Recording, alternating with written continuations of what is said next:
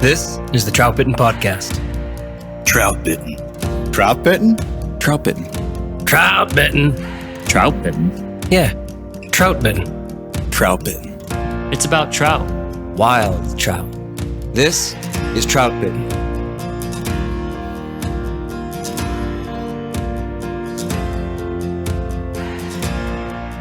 This is the Troutbitten Podcast, and thanks for tuning in. I'm Dominic Swantowski, the owner of Troutbitten and the author of Troutbitten.com. All right, for episode 12 of season 3, we're ready to tackle the topic of junk flies. What are they? What's their value? When do they work, and when don't they work? Let me first say a quick thank you to everyone out there who is supporting our Troutbitten sponsors. I've gotten a lot of great feedback on the response to the ads here from the companies themselves. They're seeing the purchases, the usage of their codes, and positive comments. I like these ads. I think they add value to the podcast. It's not an ad for Doritos or Miller Lite, although I like both of those sometimes. It's something from a fly fishing company, and I've always felt the same way about the ad partners I choose for the Troutbitten website. I'm proud to be working with all of these companies, and I appreciate their support. So thank you again to everyone involved. So I think I first heard the term junk fly on a message board over 2 decades ago, probably. Sure, I'd fished egg flies, worm patterns, and more for many years. And lots of days, they were some of my best producers. So when I heard the term junk flies, I liked it. And I kind of adopted that label to refer to the section of flies in my box that were a little gaudy, a little over the top, and what I thought at the time were just pure attractor patterns. I've never been a purist. I fly fish for no other reason but to meet trout on their own terms. A river trout's diet is mostly nymphs, sometimes dry flies, and the occasional bait fish. How can I best present those food forms? It's with a fly rod. There's no question about that. And that's why the fly rod is in my hands. So the jokes about junk flies, the thumbing of noses towards some patterns, has always just made me chuckle. I tie on what the trout eat, plain and simple. If that's what they eat, that's what I'm going to fish. For many years, I referred to myself as a junk fly junkie. It's true. What might commonly be referred to as a junk fly makes its way to the end of my line pretty often. And for certain times of the year, through the summer and through the winter, I lean on junk flies as my go-to staples out there. But my understanding of junk flies has evolved over time. I get it now. You can't just put any kind of bright, flashy materials on a hook and fool trout. There's a reason why trout eat these flies, and there's a reason why these patterns shine for so long and then fall off at the end of a season. Also, there's a huge difference between the way stock trout respond to some junk flies versus the way wild trout do. I fish junk flies because they're fun, because trout move to them more than other flies sometimes, and because I can often see the fly in the water, allowing me to sight fish and learn something. So that's me. Those are some of my thoughts about junk flies, but let's see what the rest of the Troutbitten crew thinks. I'm joined tonight by my good friends, Matt Grobe, Trevor Smith, Austin Dando, Bill Dell, and Josh Darling. How are you guys? Doing good. Hey, you doing well? I need to tie more junk flies. Need time more tying them. Yeah. That's the way to get my name right, man. Just put me at the end every time, then you can take that nice pause. Josh Darling. Yeah. There it is. It's not Jarling. It's a hard name, I give you that. Thank you. You say it. Say it 3 times fast, Austin. Go. Ready, go. Josh Darling, Josh Darling, Josh Darling. That's pretty good. That was pretty good. That's better than I can do. I feel like it comes with an emotion, you know. It's hard to not feel something when you say that. What'd you say about emotion, Trevor? Say my name. You can't say, when you say Josh Darling, you feel something. Yeah. It's like when you see the leaves turn in the fall. I remember thinking, really? Last name's Darling? Josh Darling. I think Yeah, it's really a good his junk name. fly name. The The Darling. Darling fly. The Darling. Just Darling. Yeah. Good I call. think I got to create that. Good Not call. the Darling, just Darling. Size 12 Darling. Gonna dangle the darling. Hey now. Oh, no. Just dangle a darling in there. Yeah. Darling has a special purpose. It's sure to fool them. Hey, Trevor. It's good. Tell us about the weekend. Yeah, it's good. Bill and I took my brothers out fishing last week or the week before, Bill? You have 2 brothers? Yeah, I've got 2 brothers, one older, one I think younger. it was last week. Last week.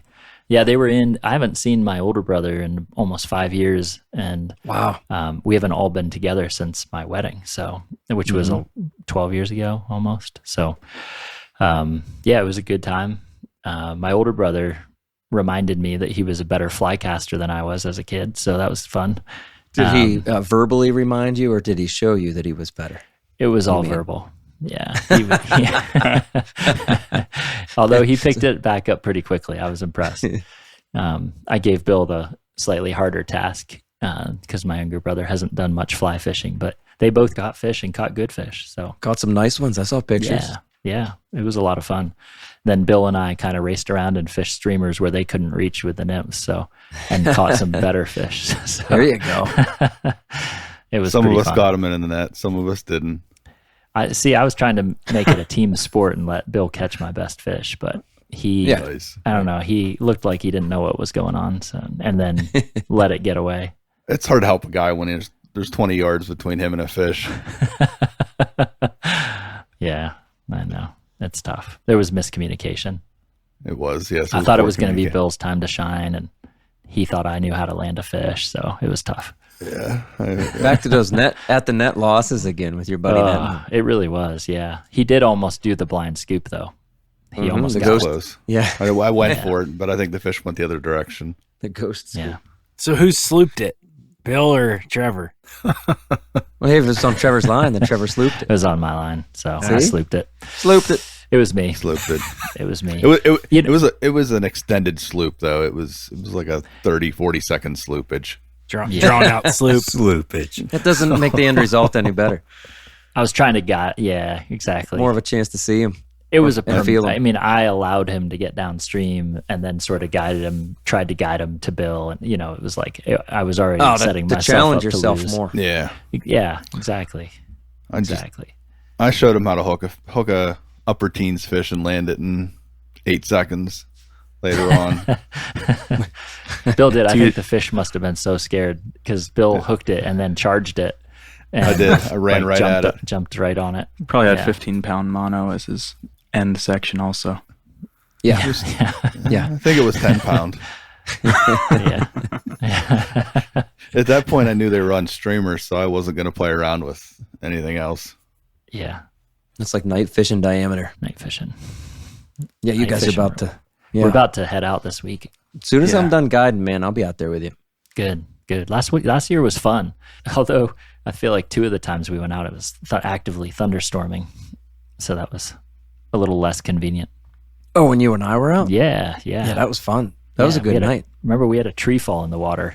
And then the three of between us us. also had. Yeah. Yeah. Yeah, we had a good storm together also. Mm-hmm. Yeah. But we still caught fish. I need you guys to come out here.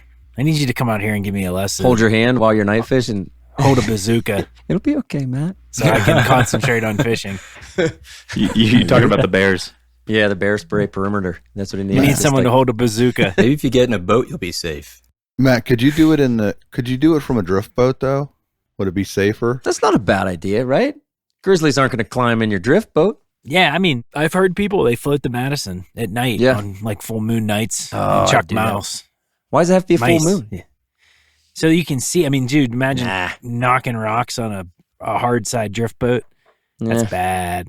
I've done a few night floats, and I still say, I mean, just like when I'm wading, the best night sky conditions are clear sky, no moon, but stars, with not too many or not any. Ambient light.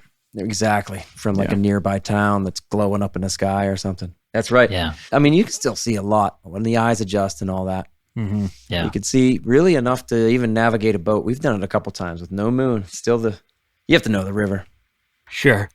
You keep Yeah. fishing, Matt. Yeah. You'll catch on to this fishing thing someday. Someday. That'd be pretty special out there, though. That'd be cool. I know. Hey, before we get on to the topic, we've had a lot more questions come in this week, and I like this one a lot. Austin, will you read this, please? Yep, sure thing. Thank you. All right, so this question comes from Tom Burrows in Waterford, Connecticut. Dom, I have a question for your podcast crew. Once in a while, I find myself working up a choice piece of water that I know holds fish. I nibble my way up to the sure thing water just in case there is an outlier in the marginal water. Then I move up and fire a cast into the back end of that choice water, and it happens. I feel the dead stop of a snag. I've either hung up on a piece of wood wedged between some rocks on the river bottom, or some other snag between two rocks. The only way to remove the snag is to disturb the pool. So, the question is, what are the factors that go into your decision to break off and sacrifice the setup so as not to disturb the pool, leaving yourself the ability to still catch a fish in that section? I know my thought process goes in many ways. How long did it take to tie those flies? How crowded is the river? How good is the water? How much time do I have left to fish? Have I already caught fish? And so on. That's Tom's question. Who's got an answer? That's a good question. That's a good question. And I think he brings up some really good points there at the end, right? I mean, those are some of the things that first came to my mind. Same. And so one of the other things is if I'm targeting big fish in a big fish stream, Nice. I'll always break off because I feel like they're more spooky than some of the other fish. Whereas if I'm fishing a creek that I've always fished before and I know there's a bunch of 12 to 16 inch fish and it's not really a big deal, I'll save the fly. And that's another, how strapped for time have I been and how important is that fly? If it's a waltz worm, let's break it off. If it's a headbanger sculpin, I might go in and get it. Yeah, I agree. That's two more good points there. In addition, like you said, he covered a lot there at the end. You're going to factor all those things in. I do think it's a situational thing. The biggest factor, I think, for me is whether I think it has a big fish in that run. Like Matt said, that's my biggest. Like anything else, I'll break it off. If I'm fairly confident there's a chance there's a big fish in the run, I'll break it off. Otherwise, I'll go get it. Yeah, another thing I consider is, some rivers have really good pools or spots holding water, and then there's dead water for a good walk until you get to the next good water. Yeah. And depending on the distance between the two spots, if it's a good walk, I'm more apt to just go ahead and break off and reset. But if it's another great pocket right up above in the next level, I'll probably just wade in, grab it, throw a cast in or two to see if there's any residual effects, and then move on. One other thing I'll add is if you're fishing that pool a lot and it's like one of your local streams and it's that stretch you hit all the time, there's a chance that I may go check out to see what that snag is. If I've done it 2-3 times and then I go in there and remove that obstacle. No. That's bad mojo. That's bad river mojo. What? You can't remove it. Play it as it lies. No wonder you don't catch fish. I mean, if it's what if it's like a piece of trash, a tire? If it's non-native, If it's non-native, then I'm getting it out of there. Sure. If it's like a 5-gallon bucket, A burlap sack. there you go. Or a tarp. you never know what you're going to find in the sweetheart hole. Never know. It could be anything. I tell my guided clients all the time. I mean, they'll hang up on the river bottom, and sometimes I go get it, and sometimes I don't. Well, I'm trying to save time out there, and more than to save the fish opportunities. Usually, we're not necessarily targeting big fish, and most of my guests are there to learn something. And so, if they have to watch me tie knots for 2 or 3 minutes, if it's you're going to break things off, and it's going to take 3, 4, 5 knots, and whatever. If I can tell it's all going to break off, especially how often go get it if we've already fished a spot. And like Tom said, I mean, all the other factors go into it. Have we fished it yet? Do I think it's one of the best spots there? How long will it take? Is it just one fly? I might just break it off if we haven't fished it yet. Anyway, that's sort of my thing. Will I save time by going and getting it? And like Austin said, I might not save time if I have to walk pretty darn far to the next good spot. Yeah. And like Tom brought up, if there's other anglers, well, I better try to save my spots.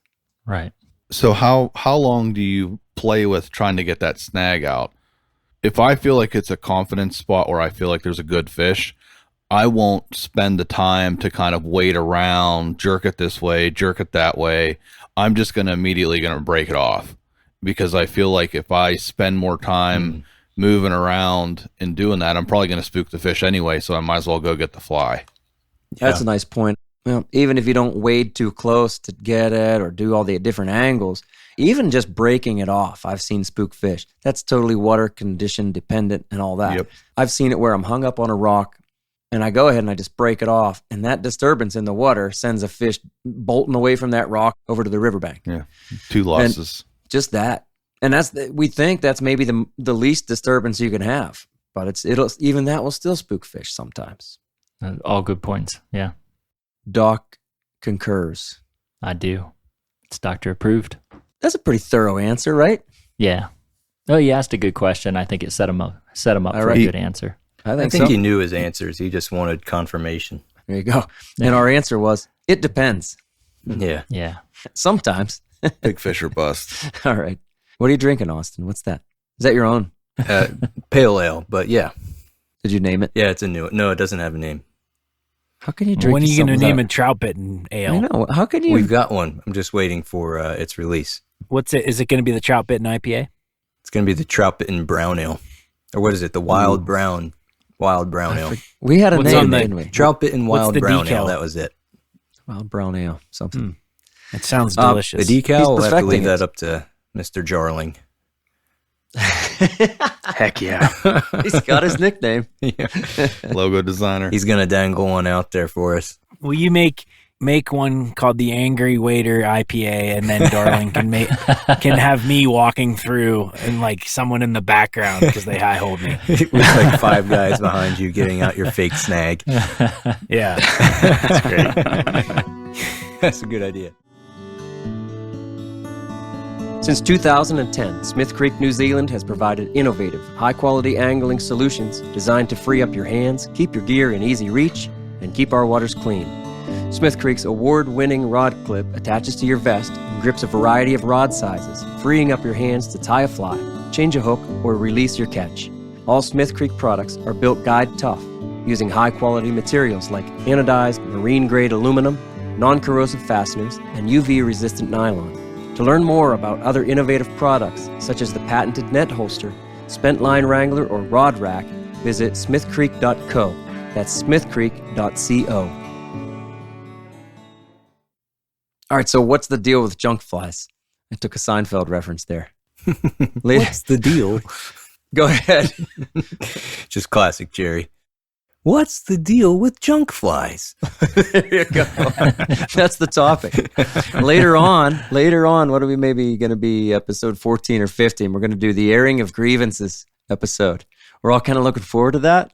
That should be good. It's another Seinfeld reference for Festivus. For the rest of us. That's right. The airing of grievances is what? That's George. Not George, but George's dad. It's his parents. Yeah. Yeah. And he says, I got a lot of problems with you people, and now you're going to hear about it. Frank, that's his name. Right. Anyway, that'll be a good one. So what's the deal with junk flies? All right. What do you think, guys? You want to start out by defining the terms again for the Yeah, I discussion? think we got to define it. What's a junk fly? Go ahead.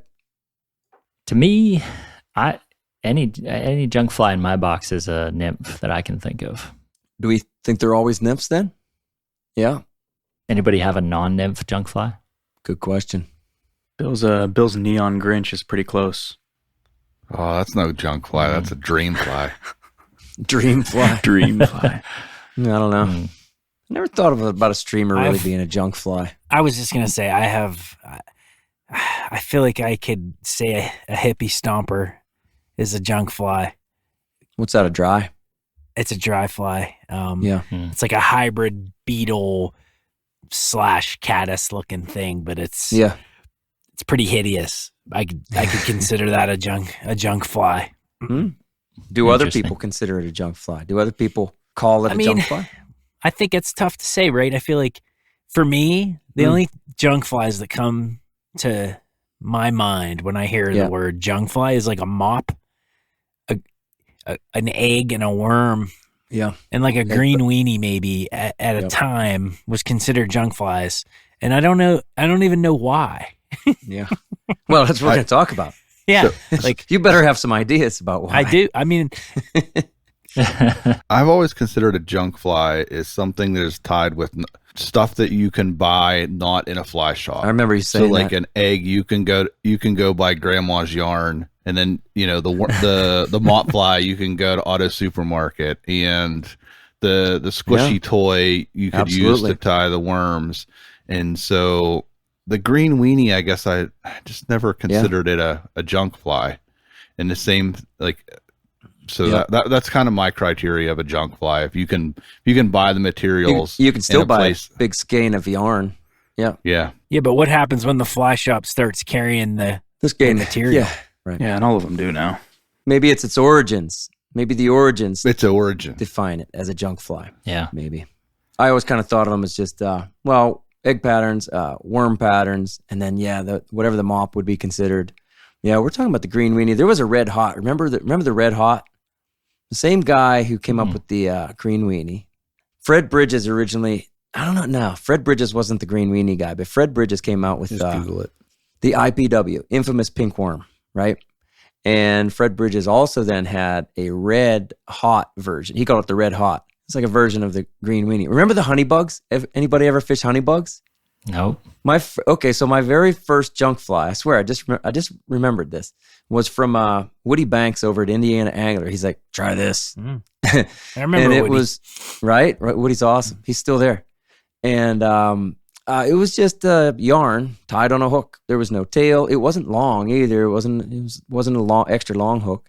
And it was just yarn on a hook, man, just wrapped around in 3 different colors. It was like a cream, and then there was like a honey colored, like a yellowish off yellow. And I think it was a purple maybe. That was a junk fly. And now you buy that. You'd buy that probably, Bill, in a craft store, grandma's yarn bin. Anyway, those are all junk flies, I think. And they are flashier. They are brighter. They're odd. I always say, let's show them some color, because they're all colorful. Is there any junk fly that's not colorful? I mean, I think the tan mop is probably a little bit like subdued, but Fair enough. it's still it's a color, and I point. think it makes up for in size maybe what it lacks in color. I think they're bigger food forms then too, right? Yeah. Than let's say, your average size 14 nymph, whatever. I think it's I think of it like an exaggeration. Like all junk flies are some sort of exaggeration in color or in size. And so the tan mop is like an exaggerated size maybe. But that's neat. Yeah, but the crane fly larva, some of that crane fly larva is like 1.5 to 2 inches long. Yeah. Yeah. So that kind of gets Here we us go, to trying to justify our junk flies. That's right. Yeah, that's right. And like I said, I don't care to justify them. Like I fish them because that's what trout eat, Right. No justification needed. It's hard for me to consider like an egg a junk fly. Yeah. Because it's not really even an exaggeration, honestly. Right. Like when you see them, that's what they look like. Right. Yeah. Like if we're going to say maybe to green weenie, it's hard to call egg a junk fly, Mm-hmm. I understand that point of view. Yeah. I think maybe there's a correlation that happens between fly fishermen, or for the fly fishing world and the spin fishing world. And anytime that we feel like, or the community of anglers in the fly fishing community feels like a piece of the spin fishing lure or tackle makes its way over into the fly fishing tackle, there's like a stigma. So, they fish worms. Okay. They fish grubs. Okay. There's a mup. All right. We fish eggs or beads. Okay. There's our eggs. And, maybe that's something to consider. That's a fantastic Could point. I never realized that. I think it's totally true. Yeah. It's almost like that, a little bit of that elitism can. If we got it from them, it's junk. That's right. Yeah, exactly. It's just straight to junk category. But there are people putting lips and different things on streamers now to create like that Rapala action. Sure. But they're not There's considered blades. junk flies, though. Yeah, I hear that. Like, Bill, I actually have some of those. And you ever put their little propellers on the front? Dude, you know me. I haven't gone that far yet. You guys know me. Dude, I'll fish anything. A little windmill. I'll fish anything. I just love testing stuff out. I don't care what anybody else thinks about it, right? It's fun. Do anything once, right? Well, how many times have you heard, Dom, though, like that? Oh, that's cheating. Oh, right. Right. When you're fishing a junk fly. True. And That's I don't silly. know where that comes from. It's like, wait a second. What do you mean it's cheating? Like, why do you care in the first place when I'm fishing? But to comment on other people's choices when it's not tactically bad for the fish or anything like that. To me, I've never quite understood that piece of the sport. And maybe it comes from, isn't like other countries like in Scotland and whatnot, those chalk streams are pretty strict on what you can fish. Like you can't fish nymphs and stuff. Maybe there's something there. Don't come to PA. Don't come to the States because you'll be appalled. That's right. By the way we fish.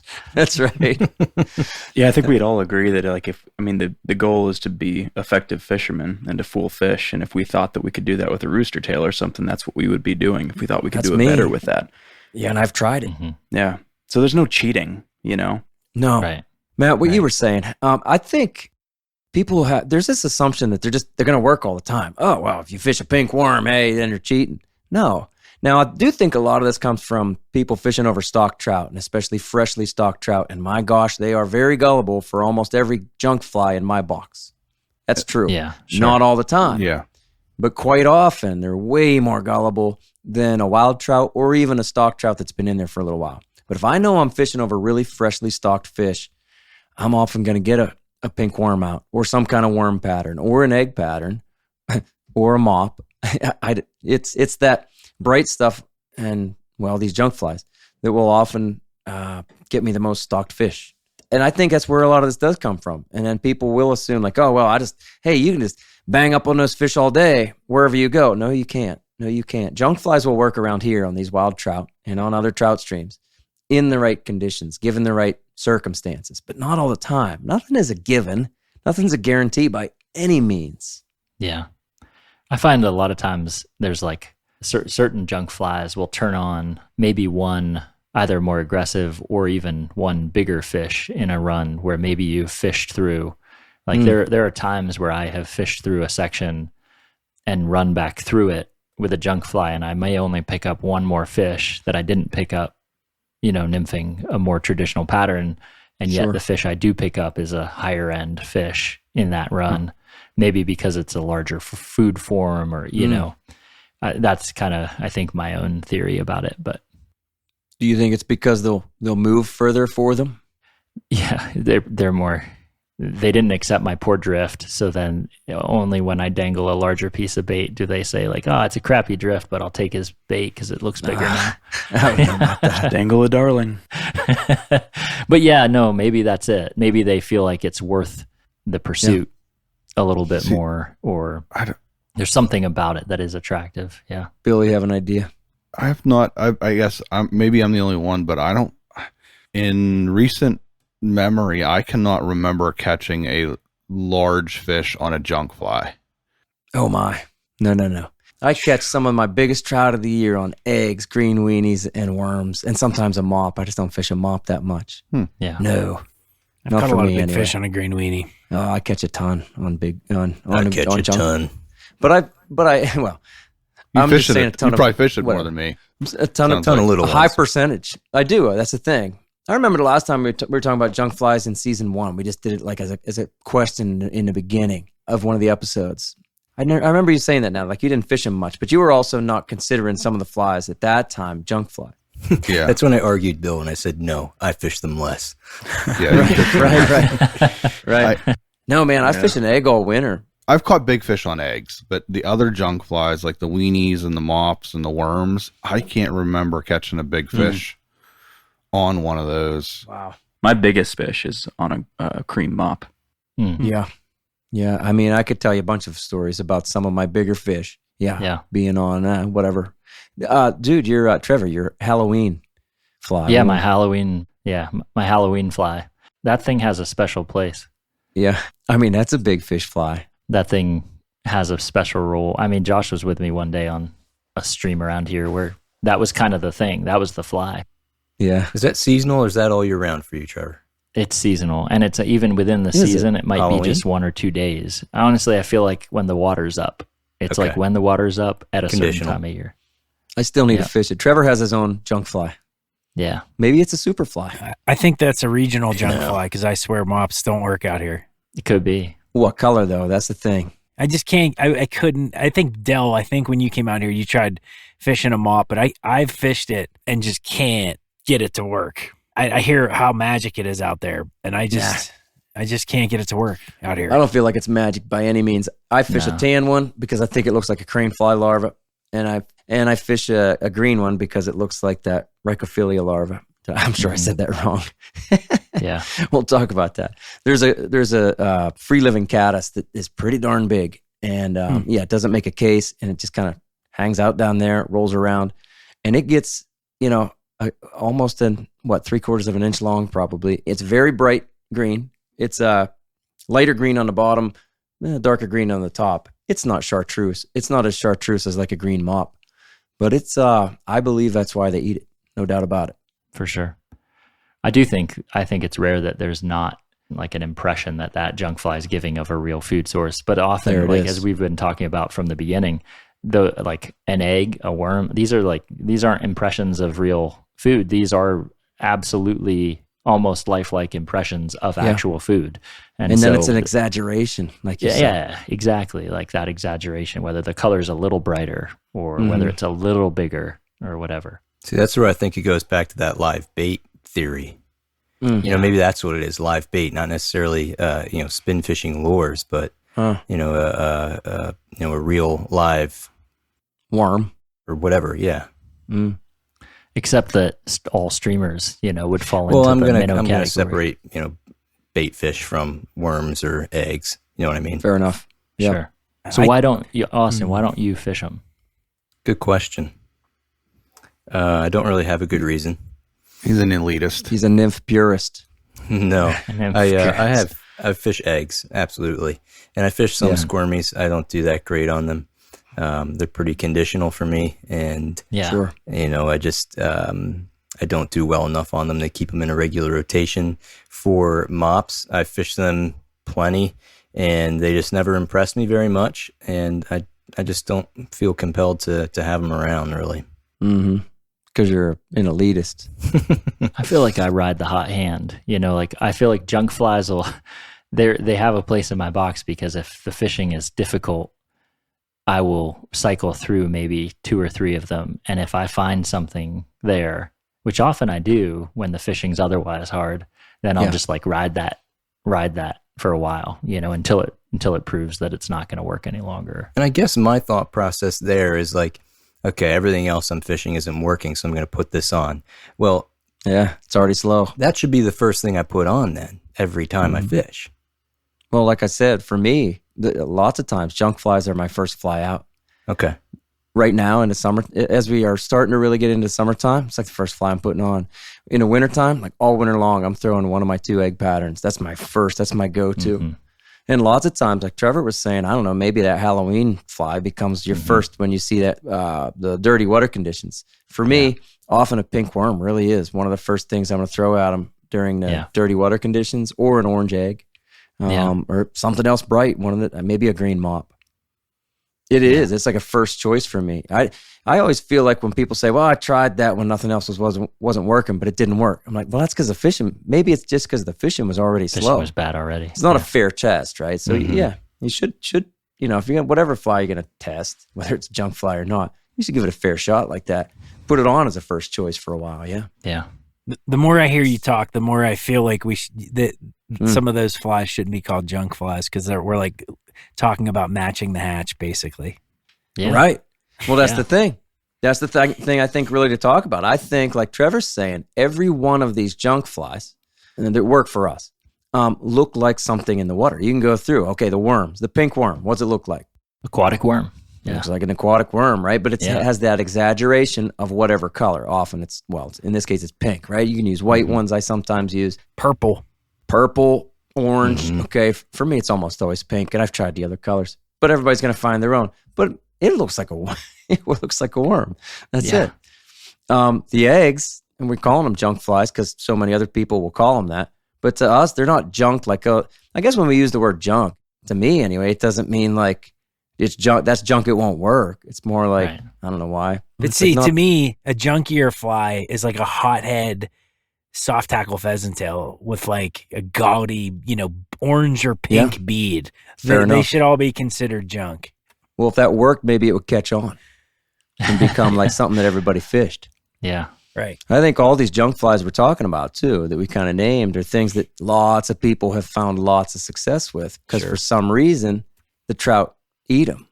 Like I said kind of in the intro, like I learned you can't just throw a bunch of goofy materials or here, let me find the 3 brightest materials in my box and then put some hair's ear around it too.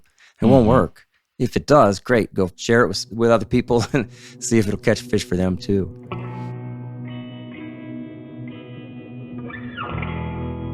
Tactical Fly Fisher was started in 2015 by Fly Fishing Team USA angler Devin Olson, with a mission to bring American anglers the techniques and gear that dominate the international competitive fly fishing scene.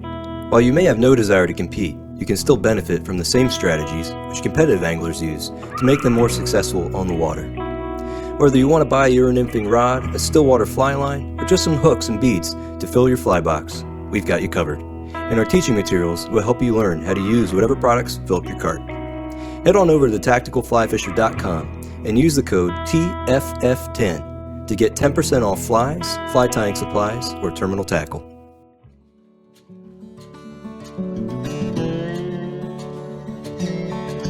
Precision Fly and Tackle is a family-owned business with a passion for the outdoors and a sense of adventure.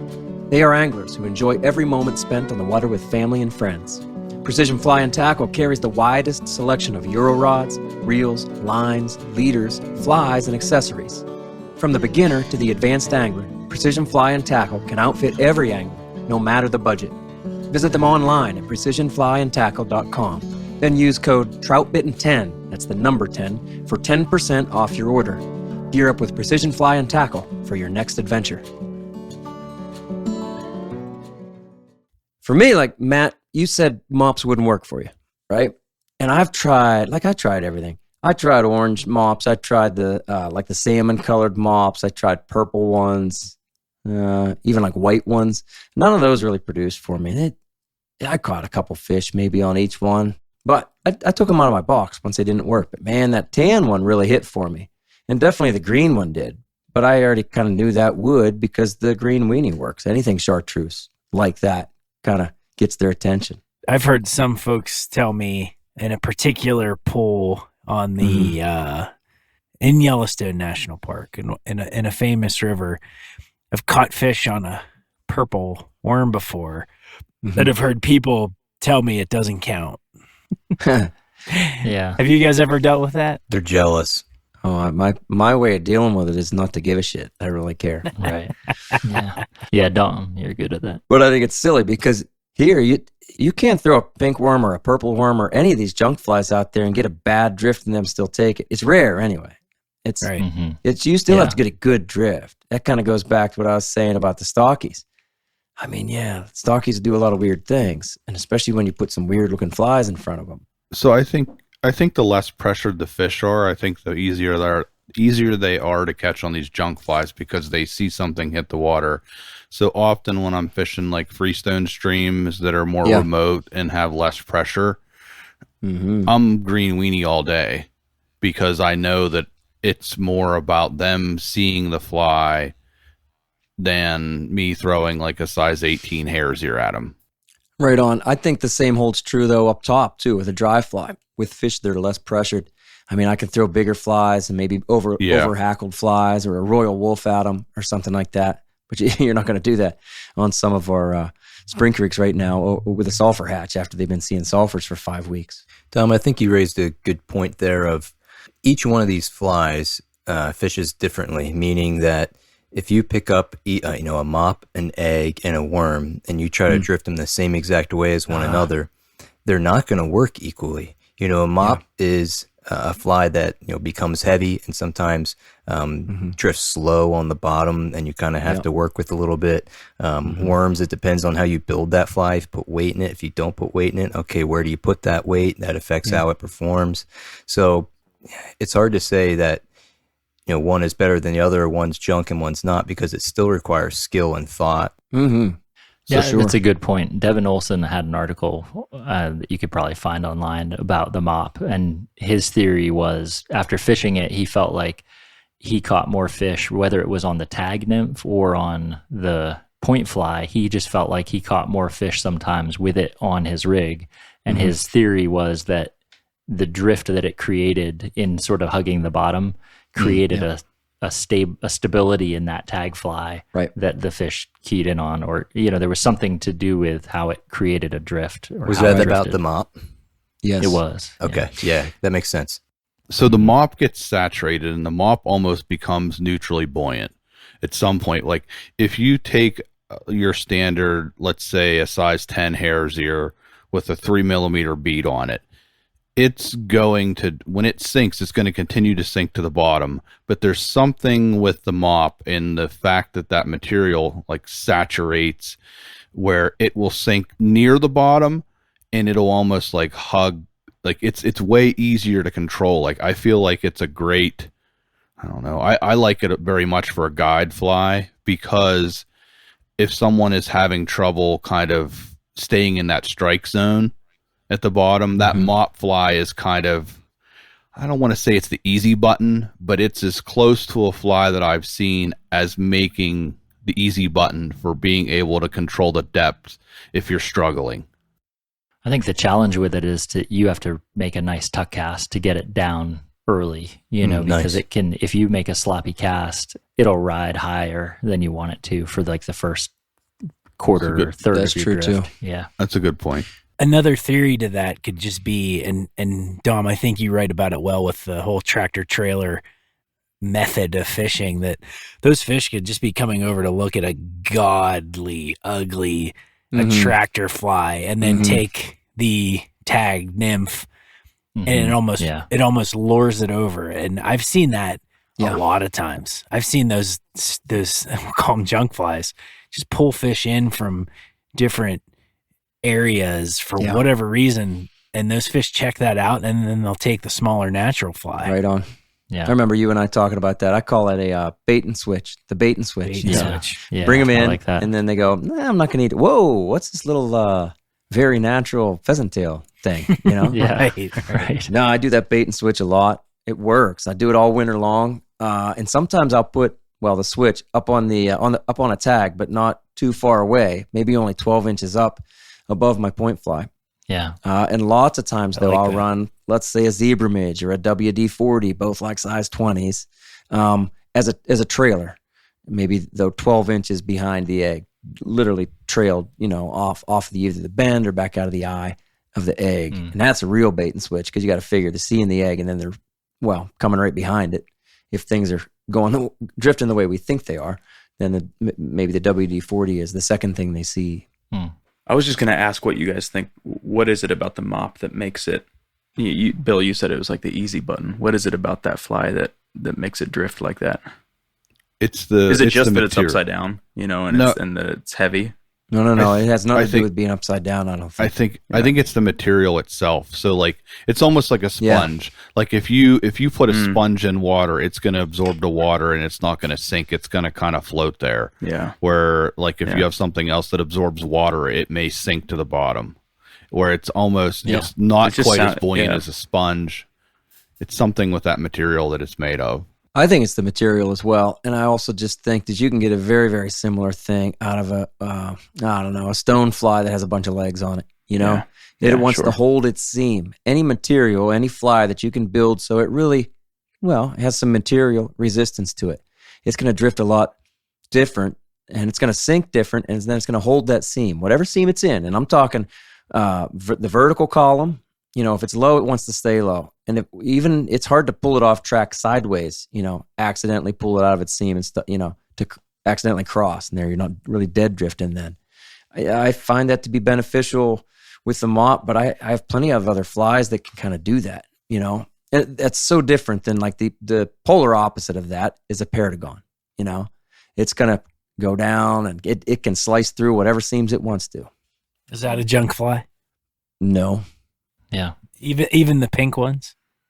If you want it to be. Fair point. The though. Rainbow Warrior, right? You can throw out a Are lot you mad about pink paragons?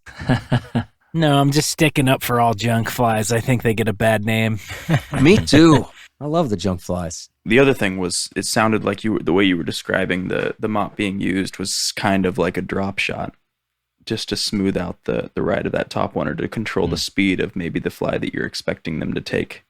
I will say when I drop shot, though, I actually want bottom contact, tick to tick, tick. You don't have to do it that way, but that's what I use drop shot for. And I can really feel that. Like the drop shot slices through the water like a paragon. It really does. Yeah. Whereas the mop, let's say if the mop does bounce off a rock, and it kind of goes up, well, then it's going to fall slower. It's like a streamer that has a whole bunch of marabou or hackle on it. It doesn't fall straight back down like another streamer, well, that has less material. That's all. Yeah. And so anything that just cuts through the water, and anyway, the drop shot will really cut through the water. You could do the same thing with split shot presentations as well. I'll bring that up. I actually fish most of my junk flies with split shot. I have perhaps a strange Love for Must it. be a spin guy. No, I like split shot, but my opinion, like I think worms just drift a lot better with split shot in front of it, about 5 inches in front. It puts me literally out of touch with that worm. I do the same thing on an egg. I mean, all winter long. When I bead my eggs, I do not catch as many fish on those eggs. I just 100% believe it. That if I give that fly a little bit of freedom, I say like 5 inches of grace around that, I'm really in touch with the split shot. And then the fly has, 5 inches of grace to just kind of do its thing. That works for me better with worm patterns, egg patterns, and I'll say crest bugs. I need to try that again. That's good. I'm gonna a lot. A/B test that because it's been. I used to do that all the time when we winter fished back in PA. Like that was that tactic that we all kind of, initiated when we went out, and then I got away from it from a long time, and would be curious to see if my success goes up fishing that way. I'll let you know. I'm gonna give that a whirl.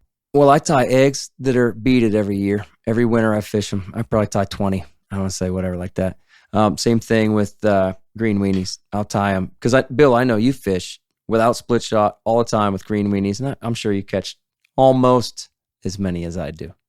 Maybe that's... I was gonna bring this up because I do feel like most of your junk flies you're not waiting, and most of my junk flies I do wait.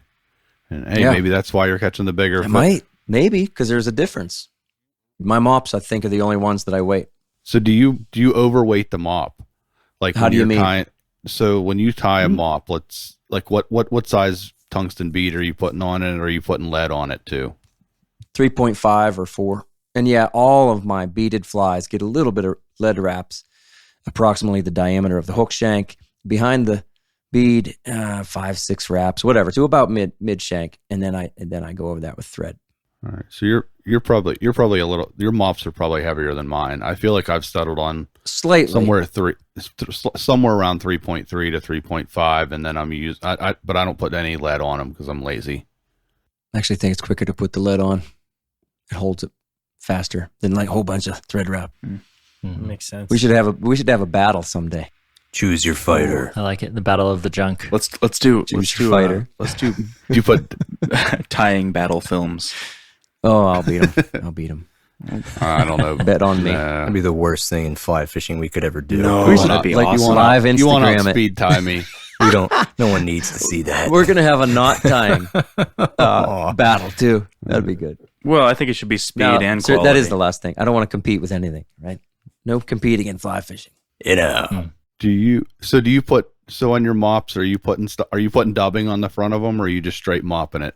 Nah, I'm just mop. I tried them with dubbing in front. It doesn't make a difference. I don't think. Mop purists will say you don't need the mop, or you don't need the dubbing. Only mop. That's right. The mop only purist. mop. That's funny. The mop purist. Yeah, they're out there. Yeah. You know who you are. They're out there. Does the term junk fly bother you at all? Just the word? No, I like it. It's a term of endearment at this point. Yeah. Do you think people actually do you actually know people who look down on these flies? Oh, 100%. Oh, yeah, I do. Yeah. For real? 100%. Oh, yeah, big time. I feel like it's just a running joke. Like, oh, yeah, everybody just kind of, I'll put this egg on. I think there's a contingent of people that there's only one way to catch a fish, and that's with the dry fly. And I think there's a large group of individuals that maybe not a large group. There's a percentage of anglers out there that believe that that's the way to target fish is with a dry fly. Yep. And then if they do convert, like only would they nymph, during winter months, but there's still this, looking down upon the worm, the egg, things like that, without a doubt. And I hear it enough to know it's still prevalent out there. That's silly. Heck, those are the folks who still look down on your pheasant tail too, you know? Sure. Unless it's fished directly upstream, and sight fished in a chalk stream with your tweed jacket on Yeah. and your pipe. So look, I think it's cool. It's fine if that's the way you choose to fish, but don't start, questioning how others are catching fish. That's a little crazy because at the end of the day, it is just fishing. I do think that we said cheating earlier. Some people want to look down on it because they think it's cheating. Well, it works all the time. Well, again, no, it doesn't. It doesn't. Not in our waters. Not in the waters I've ever fished. You're not going to find any pattern that just works all the time. And then Matt, you and I talked not too long ago about how like the squirmy worked so well at first. And now it doesn't. Okay. Okay. Y'all beat it up too much, Sure. I think if somebody is saying it works all the time, like it's sort of a tell that they probably have not fished There you go. nymphs or not fished junk flies. And so they're just looking at it as another, like that's something other people do. And they have to sort of rationalize why they don't do it. It is a tell to me that they are not very experienced anglers. Sure. Yeah. Yeah, they had three good days on it, and that means it's good all the time. Catches fish all the time. Right. Do you guys think that junk flies are more prone to getting burned, like fish are more prone to getting burned out on a junk fly than they are like a more natural presentation? Good. Yeah, sure. Yeah. Good thought. Yeah. Yeah. Yep. I wonder why that is. Whether it sticks in their memory longer, I think because it's brighter or It's that extreme form. And let's say it's pink. Oh, that's that real bright pink fly. I don't really see that naturally, but I'm very curious. I'm going to go eat that. It's pink. Oops, it got caught again. Or they just see, whatever, they can see it. We mentioned before, I don't believe they need to actually get caught on it to learn to reject it. They start to see it and they start to go, okay, wait a second. Everything that's really hot pink down here is not real. I'm not eating that. And that's easier than I think for them to distinguish than all the brown things. You can put something brown down there that has a little bit of something different and that's your new fly. And there's so many brown things that are real. Yeah, right. Of course. I do think it's pretty neat how far everything has come. There were, even when I started back in the 90s, there was still that holdover. And maybe it was still very prominent. Like, well, I just fish dries. Well, no, I just fish dries. Oh, nymphing, I don't really do that. I just fish dries. And I don't think there's so much of that anymore. I understand there's some certain locations, certain areas of the country, but there's a lot more open-mindedness. Yeah, especially if you fish more than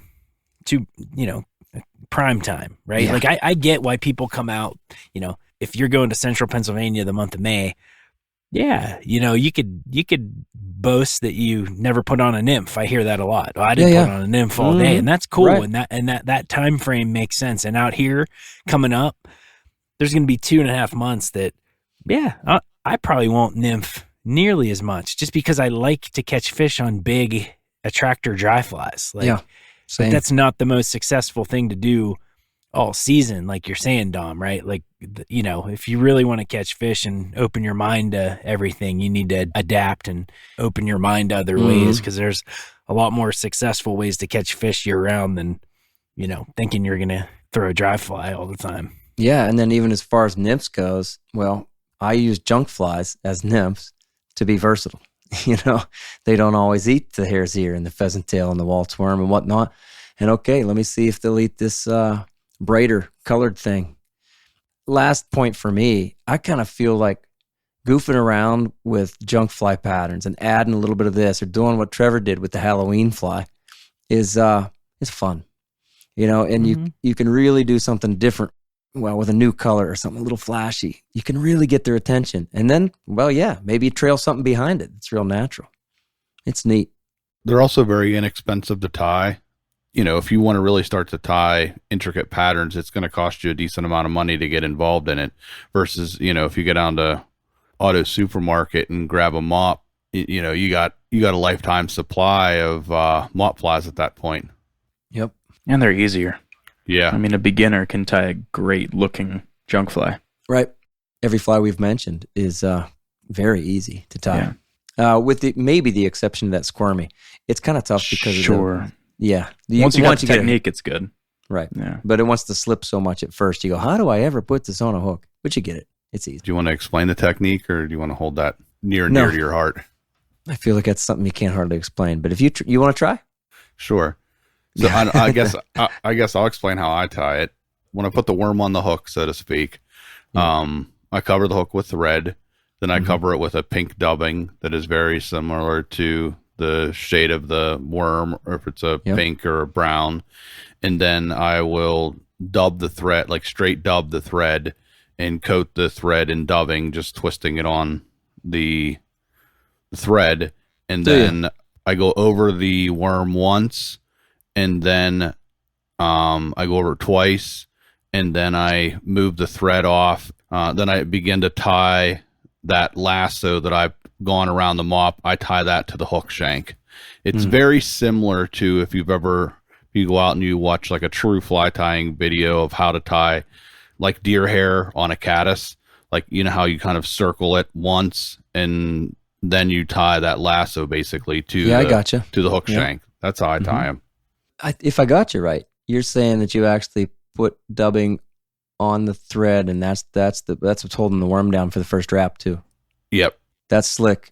If you don't do that, the thread will cut through that material real quick when you try to cinch it down. Depending on the diameter of the thread. But yeah, that's a cool way to do it. I tend to use 210 denier thread for that. And so it doesn't cut through and it holds pretty well. It's waxed as well. But it's a different way to do it. I like that. That's an easier way to do it. Even if I'm using 210 denier, I might as well go ahead and put that little bit of dubbing around the thread that's going to hold down the first part of the worm. That's slick. I like that. Because I dub mine too. I put a little dubbed body underneath, almost no matter what. Because we're talking about different worm patterns. You know, you got squirmies. Matt, what's the material? Grub's secret worm. Oh, can't talk about that one. Grove has a secret material, which is a new pink worm. That's a new superfly. I'm trying to make it a superfly. And I don't know. The old school IPW, which is a really hot pink vernal. I still use that. I swear I keep going back. I'm catching more fish on that. Chenille, you could. That's the classic San Juan. You mean vernal. Yeah. Now you learned something, Matt. See? That's why you're here. Go ahead. Order some chenille and try to put that on it. Yeah, vernal. No, that's how they used to tie them.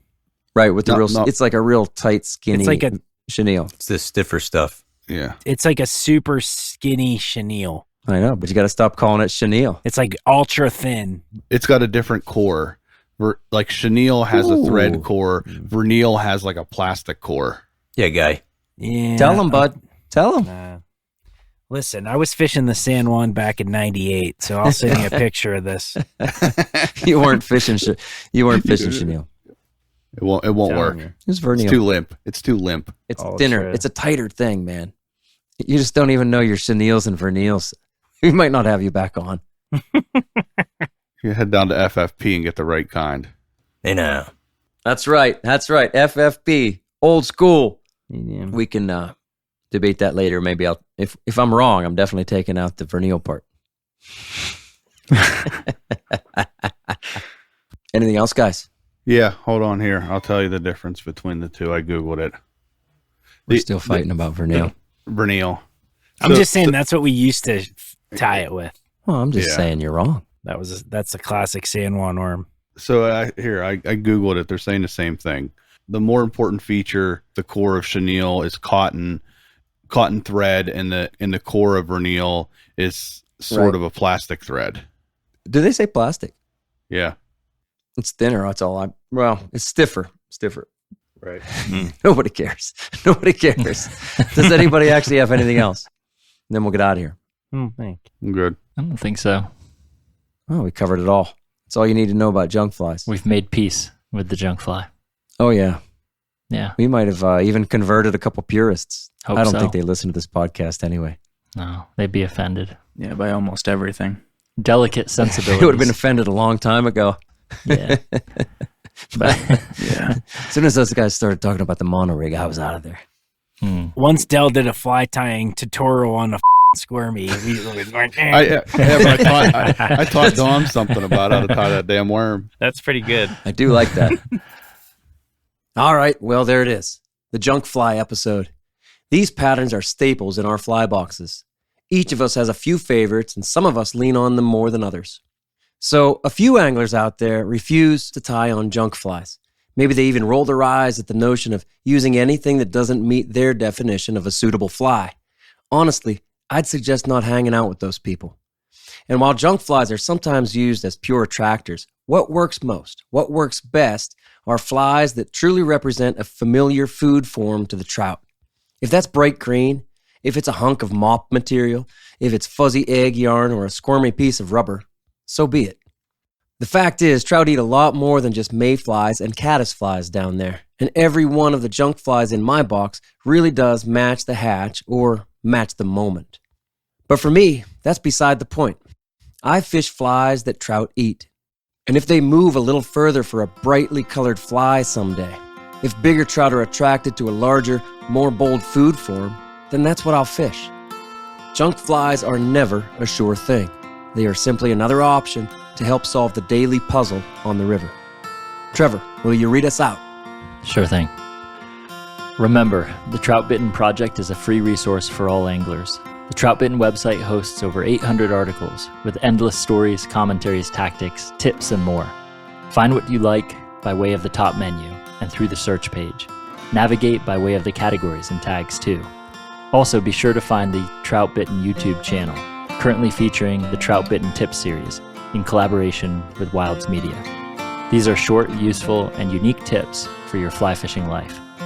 Thank you for listening to the Troutbitten Podcast.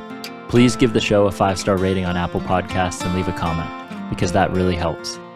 Until next time, friends, fish hard, enjoy the day, and find your life on the water.